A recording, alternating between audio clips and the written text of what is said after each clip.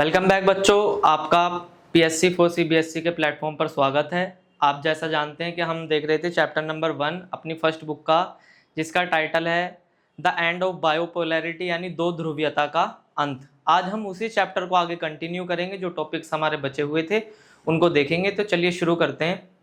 आज का जो हमारा सबसे पहला टॉपिक रहेगा वो रहेगा सोवियत संघ के विघटन के कारण। यानी आपको मैंने लास्ट लेक्चर में ये बताया था कि हम इस चैप्टर में देखेंगे कि सोवियत संघ का विघटन क्यों हुआ, किन कारणों से हुआ, उसका जब विघटन हुआ तो उसके क्या परिणाम निकले। तो आज जो हम देख रहे हैं वो है सोवियत संघ के विघटन के कारण। यानी हम ये जानेंगे कि सोवियत संघ का विघटन किन कारणों से हुआ। देखिए, सबसे पहला है सोवियत संघ की राजनीतिक और आर्थिक व्यवस्था अंदरूनी रूप से कमजोर होने के कारण अपने लोगों की आकांक्षाओं को पूरा नहीं कर पा रही थी। आकांक्षा माने उनके लोगों की जो इच्छाएं थी, एस्पिरेशंस थी सरकार से, सरकार उनको अब पूरा नहीं कर पा रही थी। क्यों पूरा नहीं कर पा रही थी? क्योंकि सोवियत संघ राजनीतिक और आर्थिक व्यवस्था अंदरूनी रूप से बहुत ज्यादा कमजोर पड़ चुकी थी। दूसरा, सोवियत संघ ने अपने अधिकतर संसाधनों को हथियारों के निर्माण पर लगा दिया था, जिस कारण सोवियत संघ दूसरे क्षेत्रों में पिछड़ गया। यानी सोवियत संघ की जो सरकार थी, आपको मैंने पहले ही बताया था कि शीत युद्ध के दौरान अमेरिका और सोवियत संघ के बीच हथियारों की होड़ थी, जिस कारण सोवियत संघ ने अपने सारे संसाधन हथियारों के निर्माण पर लगा दिए और सोवियत संघ अपने यहाँ बाकी चीजों में पिछड़ता चला गया। ये भी सोवियत संघ के विघटन का एक कारण था। दूसरा, सोवियत संघ में लोगों को यह बताया गया था कि जो सोवियत अर्थव्यवस्था है वो पश्चिमी देशों की अर्थव्यवस्था से बेहतर है, परंतु जब लोगों को इसकी सच्चाई पता लगी तो सोवियत अर्थव्यवस्था पश्चिमी अर्थव्यवस्था से बहुत ज्यादा बिछड़ चुकी थी। देखिए, यहाँ पश्चिमी देशों का मतलब है अमेरिका और उनके साथी देश, और आप जानते हैं सोवियत अर्थव्यवस्था यानी सोवियत संघ की अर्थव्यवस्था। यानी लोगों को सोवियत संघ में यह बताया गया था कि जो सोवियत संघ की अर्थव्यवस्था है वो भी उतना ही ज्यादा विकास कर रही है जितना कि पश्चिमी देशों की अर्थव्यवस्था कर रही है, परंतु वास्तविकता ये नहीं थी। सोवियत संघ की अर्थव्यवस्था पश्चिमी देशों की अर्थव्यवस्था की तुलना में बहुत पिछड़ चुकी थी। जब लोगों को ये बात पता लगी तो उनको मानसिक रूप से बड़ा धक्का लगा, यानी लोगों को एक शौक लगा। साइकोलॉजिकली लोग इस बात से बड़े शौक हुए। चौथा कारण क्या था? सोवियत संघ में 70 वर्षों तक, कितने वर्षों तक? 70 वर्षों तक एक ही पार्टी का शासन रहा और उस पार्टी का नाम था कम्युनिस्ट पार्टी। कम्युनिस्ट पार्टी ने सोवियत संघ में 70 वर्षों तक शासन किया और 70 वर्षों तक शासन करने के कारण अब ये जो कम्युनिस्ट पार्टी थी ये सोवियत संघ में लोगों के प्रति जवाबदेह नहीं थी, क्योंकि लोगों के पास दूसरा कोई विकल्प नहीं था। कम्युनिस्ट पार्टी को भी ये बात पता थी कि हम लोगों की भलाई के लिए या लोगों के कल्याण के लिए कोई काम करें या चाहे ना करें, लोग वोट हमें ही देंगे। इसीलिए अब कम्युनिस्ट पार्टी भी जनता के प्रति जवाबदेह नहीं थी। तो अब जनता के दिल में कम्युनिस्ट पार्टी के लिए एक क्रोध और एक आक्रोश, आप कह सकते हैं, धीरे धीरे पैदा हो रहा था। आगे देखिए, सोवियत संघ में लोगों को अभिव्यक्ति की स्वतंत्रता नहीं थी। सोवियत संघ में लोगों को अभिव्यक्ति की स्वतंत्रता नहीं थी। अभिव्यक्ति की स्वतंत्रता का मतलब यानी लोगों को अपने विचार रखने की आजादी नहीं थी। यानी लोगों को ये स्वतंत्रता नहीं थी कि वो बिना डरे निर्भीकता से सरकार के खिलाफ या उनके जो भी विचार हैं वो रख सकें, जिस कारण लोगों के मन में सरकार के प्रति एक असंतोष पैदा हो रहा था। असंतोष माने धीरे धीरे लोगों का सरकार से विश्वास उठता जा रहा था। इसके अलावा सोवियत संघ में दिन प्रतिदिन भ्रष्टाचार बढ़ रहा था। सोवियत संघ के अंदर जो करप्शन था वो डे बाय डे क्या हो रहा था? इंक्रीज हो रहा था। यानी सोवियत संघ में भ्रष्टाचार बहुत ज्यादा बढ़ रहा था। सोवियत संघ के जो नेता थे उनका जो जीवन था वो तो बहुत ऐशो और आराम के साथ गुजर रहा था, जबकि सोवियत संघ के जो जनता थी वो अपनी बुनियादी जरूरतों को भी हासिल नहीं कर पा रही थी।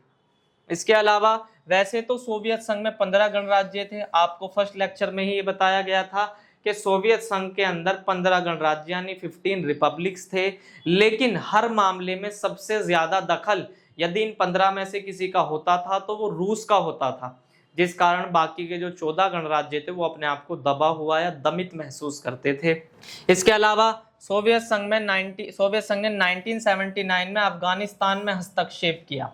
अफगानिस्तान के अंदर जो एक अंदरूनी कलह चल रही थी, उसमें सोवियत संघ ने हस्तक्षेप किया, जिसका सोवियत अर्थव्यवस्था पर काफी नकारात्मक प्रभाव पड़ा और कहीं ना कहीं ये भी सोवियत संघ के विघटन का एक कारण बना।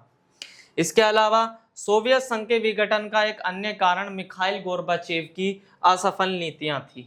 मिखाइल गोर्बाचेव, ये मिखाइल गोर्बाचेव कौन थे? मिखाइल गोर्बाचेव सोवियत संघ के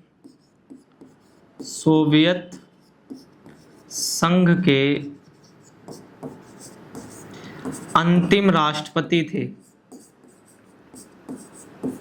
सोवियत संघ के अंतिम राष्ट्रपति थे, यानी जब ये सोवियत संघ के राष्ट्रपति बने तो इन्हीं के कार्यकाल में सोवियत संघ का विघटन हो गया, इसीलिए सोवियत संघ के अंतिम राष्ट्रपति कहलाए।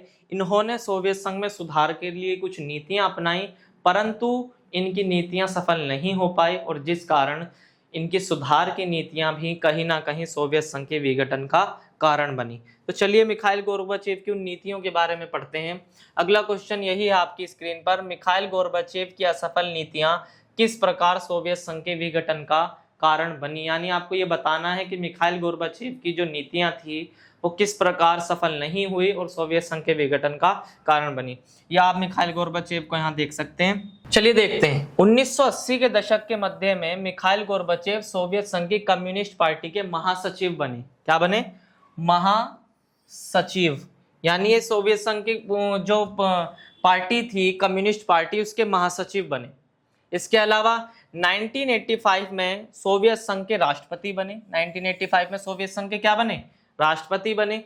सोवियत संघ के अंतिम राष्ट्रपति के रूप में उन्होंने अपने कार्यकाल को पूरा किया। जैसा कि मैंने आप लोगों को अभी बताया कि 1985 में जब सोवियत संघ के राष्ट्रपति बने तो इन्हीं के कार्यकाल में सोवियत संघ का 1991 में विघटन हो गया। पश्चिमी देशों के साथ संबंधों को सामान्य बनाने और सोवियत संघ को लोकतांत्रिक रूप देने और वहां सुधार करने का इन्होंने क्या किया? फैसला किया। यानी इन्होंने क्या किया? हम सोवियत संघ के साथ, पश्चिमी देशों के साथ अपने संबंधों को क्या बनाएंगे?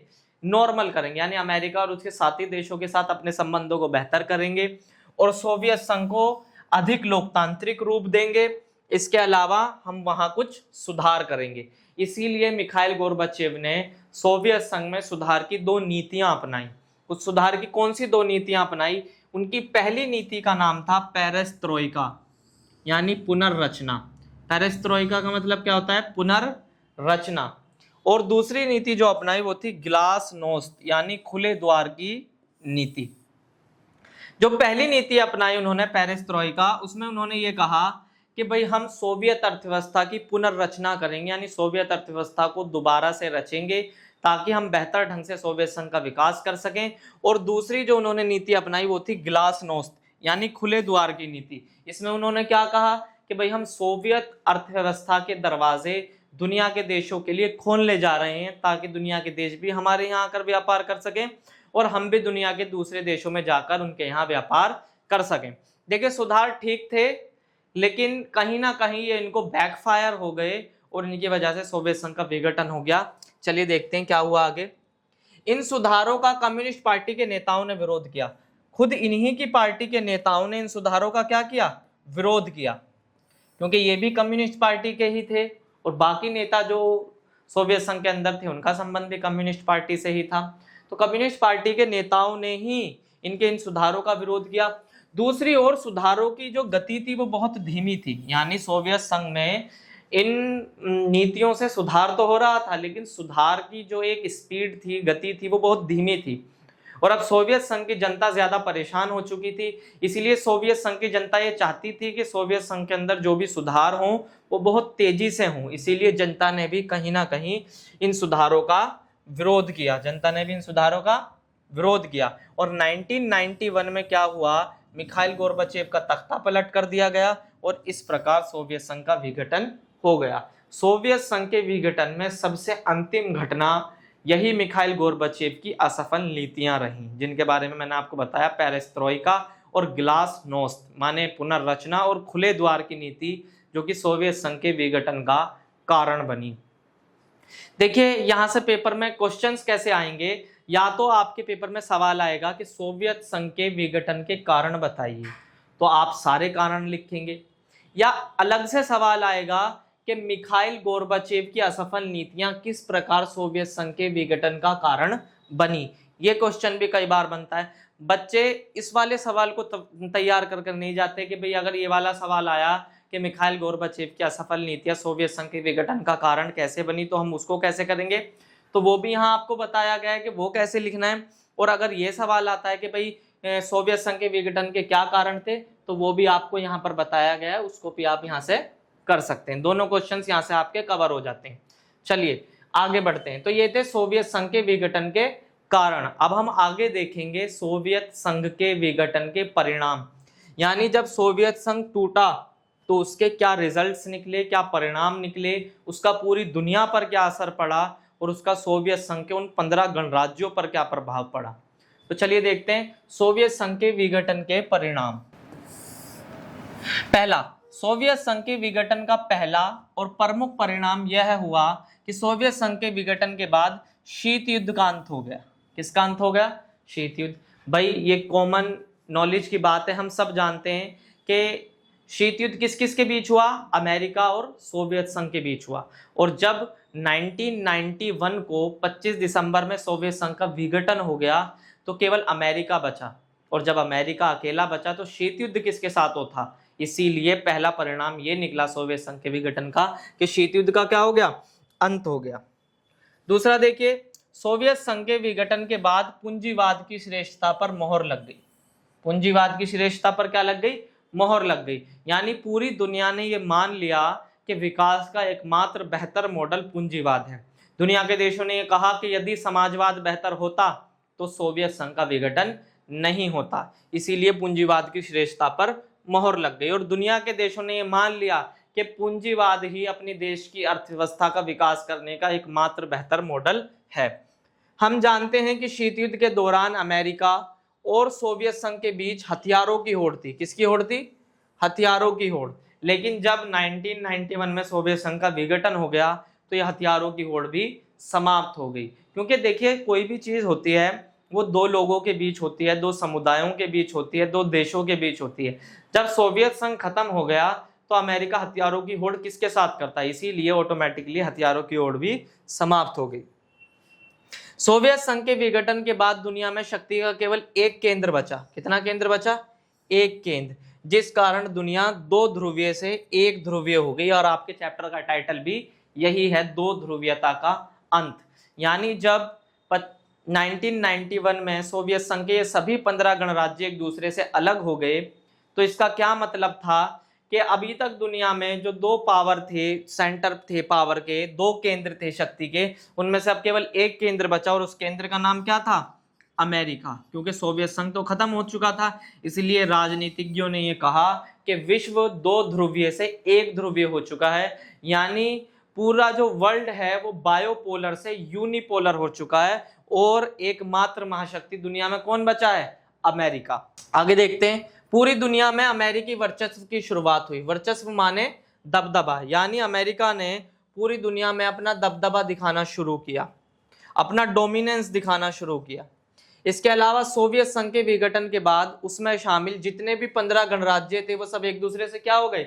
अलग अलग हो गए और उनका उदय स्वतंत्र राज्यों के राष्ट्रकुल यानी CIS, Commonwealth of independent states के रूप में हुआ। जो सोवियत संघ के अंदर 15 गणराज्य थे वो एक दूसरे से अलग अलग हो गए और उनका उदय स्वतंत्र राज्यों के राष्ट्रकुल के रूप में हुआ। यहां से 1 मार्क्स का एक क्वेश्चन आपके पेपर में बनता है कि सोवियत संघ के जो 15 गणराज्य थे उनके विघटन के बाद उनका उदय किस रूप में हुआ, तो आपको पता होना चाहिए स्वतंत्र राज्यों के राष्ट्रकुल के रूप में हुआ। इसके अलावा सोवियत संघ के विघटन के बाद रूस इसका उत्तराधिकारी बना। इसका उत्तराधिकारी कौन बना? रूस। देखिए यहां से भी एक नंबर का सवाल कई बार पेपर में बनता है कि सोवियत संघ का उत्तराधिकारी कौन बना, तो आपको पता होना चाहिए रूस बना। यानी सोवियत यूनियन का सक्सेसर कौन बना? रशिया बना। इसके अलावा सोवियत संघ के विघटन के बाद तीसरे विश्व युद्ध की संभावनाएं क्या हो गई? कमजोर पड़ गई। यानी थर्ड वर्ल्ड वॉर की जो पॉसिबिलिटीज थी वो क्या हो गई? कम हो गई। थर्ड वर्ल्ड वॉर की जो पॉसिबिलिटीज थी वो आप ये कह लीजिए खत्म तो नहीं कह सकते, लेकिन आप ये कह सकते हैं कि कम हो गई। क्योंकि जब कोल्ड वॉर चल रहा था, शीत युद्ध चल रहा था, तो दुनिया के देशों को ये लगता था कि कभी भी थर्ड वर्ल्ड वॉर हो सकता है। लेकिन जब सोवियत संघ टूट गया, उसका विघटन हो गया, तो थर्ड वर्ल्ड वॉर की जो संभावनाएं थी वो कम होती चली गई। चलिए आगे देखते हैं, अगली हेडिंग है हमारी संघर्ष और तनाव।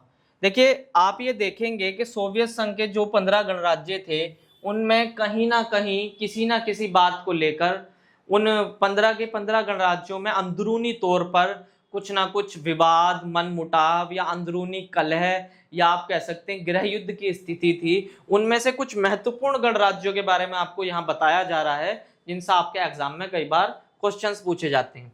सोवियत संघ के 2 गणराज्य थे, एक का नाम था चेचन्या और दूसरे का नाम था दागिस्तान। यहाँ हिंसक अलगाववादी आंदोलन हुए, हिंसक अलगाववादी आंदोलन। पेपर में 1 मार्क्स का क्वेश्चन बनेगा कि सोवियत संघ के किन 2 गणराज्यों में हिंसक अलगाववादी आंदोलन हुए, आपको पता होना चाहिए, चेचन्या और दागिस्तान।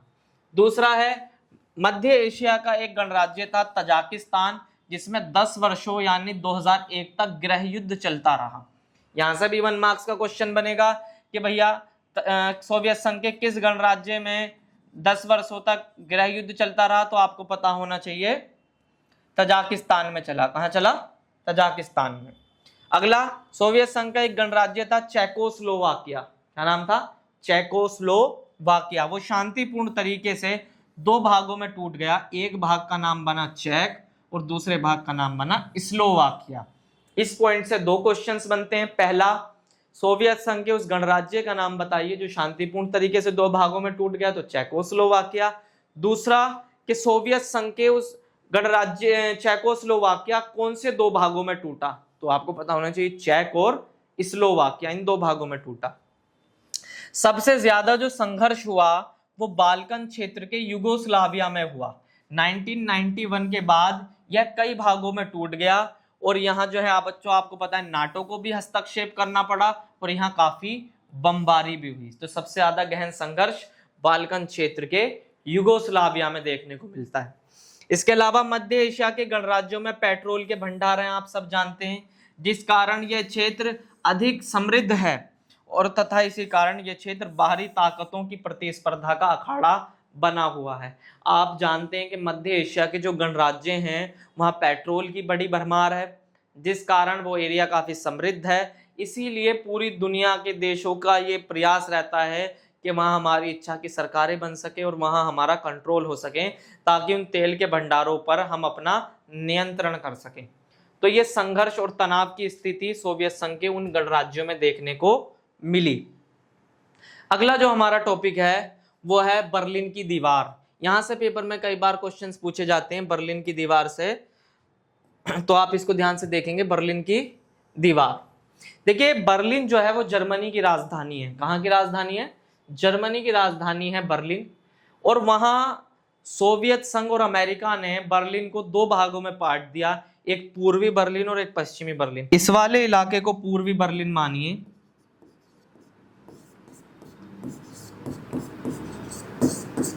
और ये वाला जो इलाका है आप इसको मानिए पश्चिमी बर्लिन। तो अमेरिका और सोवियत संघ ने बर्लिन को 2 भागों में बांट दिया, एक तरफ पूर्वी बर्लिन और एक तरफ पश्चिमी बर्लिन, और बीच में उन्होंने एक दीवार बना दी जिसको हम कहते हैं बर्लिन की दीवार। ये दीवार बच्चों 1961 में बनाई गई। कब बनाई गई? 1961 में। ये जो दीवार आप यहाँ देख रहे हैं पिक्चर में, ये 150 किलोमीटर लंबी दीवार थी। कितनी? 150 किलोमीटर लंबी दीवार। और ये जो दीवार थी ये 28 सालों तक खड़ी रही। कितने सालों तक? 28 सालों तक ये दीवार खड़ी रही। और इस दीवार को 9 नवंबर 1989 में पूर्वी बर्लिन की आम जनता के द्वारा गिरा दिया गया। यानी ये जो पूर्वी बर्लिन की जनता आप देख रहे हैं इस पिक्चर में, इसने 9 नवंबर को 1989 में इस दीवार को क्या कर दिया? गिरा दिया। कितने सालों के बाद? 28 सालों के बाद। और आप देख भी सकते हैं पिक्चर में, बर्लिन की दीवार को शीत युद्ध का प्रतीक कहा जाता है। शीत युद्ध का क्या है? प्रतीक है बर्लिन की दीवार, यानी it is a symbol of cold war. Paper में एक 1 मार्क्स का क्वेश्चन यहां से भी बनता है कि भाई शीत युद्ध का प्रतीक किसे कहा जाता है, तो आपको पता होना चाहिए बर्लिन की दीवार को कहा जाता है। बर्लिन की दीवार कब गिराई गई? 9 नवंबर को 1989 में। किसने गिराई? पूर्वी बर्लिन की आम जनता ने। कितने वर्षों तक खड़ी रही? 28 वर्षों तक खड़ी रही। कितने किलोमीटर लंबी दीवार थी? 150 किलोमीटर लंबी दीवार थी। और इसको कब बनाया गया था? 1961 में, और ये शीत युद्ध का प्रतीक थी। तो बच्चों आज के इस लेक्चर में हम इतना ही रखेंगे। आगे के जो हमारे टॉपिक्स हैं वो हम नेक्स्ट लेक्चर में देखेंगे। अगर आप लोगों को वीडियो पसंद आई हो तो वीडियो को लाइक करें, चैनल को सब्सक्राइब करें और कमेंट करें।